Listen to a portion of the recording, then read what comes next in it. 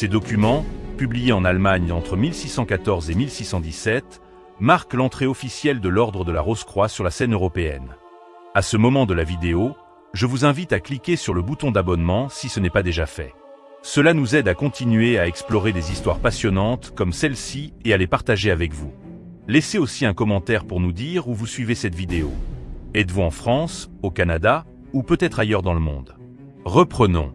Les manifestes rosicruciens ne se contentent pas de raconter une histoire. Ils lancent un appel à la réforme spirituelle, scientifique et sociale. Ils prônent une connaissance universelle qui transcenderait les divisions religieuses et philosophiques de l'époque. Ces idées trouvent un écho particulier dans une Europe secouée par les guerres de religion et les bouleversements politiques. Pourtant, l'ordre reste profondément secret. Contrairement à d'autres mouvements ésotériques, comme les francs-maçons, les rosicruciens ne se montrent pas en public. Leur influence se fait sentir dans les cercles intellectuels et spirituels, mais leur organisation reste un mystère. Le rôle des rosicruciens dans l'histoire intellectuelle européenne ne peut être sous-estimé. Au XVIIe siècle, des penseurs comme Robert Fludd, un médecin et philosophe anglais, ou encore Michael Mayer, un alchimiste allemand, se réclament des idéaux rosicruciens. Ils intègrent les concepts de l'ordre dans leurs travaux, mêlant science, alchimie et mysticisme. Mais cette association soulève aussi des critiques. Les opposants accusent les rosicruciens d'être une secte hérétique, tandis que d'autres les considèrent comme une invention littéraire ou une métaphore philosophique. Mais l'ordre de la Rose-Croix ne disparaît pas pour autant. Il survit à travers les siècles, évoluant au gré des courants spirituels et philosophiques.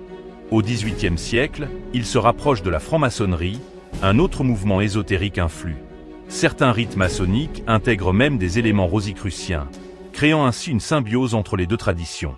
Cette période marque une transition pour l'ordre, qui passe d'un mouvement intellectuel à une organisation plus structurée, avec des rituels et des enseignements codifiés. Si vous aimez ce voyage dans l'histoire des rosicruciens, pensez à vous abonner et à activer la cloche de notification pour ne manquer aucun de nos futurs documentaires. Vos commentaires et votre soutien sont essentiels pour faire grandir cette communauté de passionnés d'histoire. Au XIXe et XXe siècle, l'ordre de la Rose-Croix connaît une renaissance grâce à des figures comme Max Handel et Harvey Spencer Lewis, qui fondent des organisations modernes inspirées des idéaux rosicruciens. Ces groupes, comme l'ancien et mystique ordre de la Rose-Croix, Amorque, popularisent les enseignements spirituels de l'ordre auprès d'un public plus large. Ils insistent sur des principes universels, la quête de la sagesse, la fraternité humaine et l'harmonie entre science et spiritualité.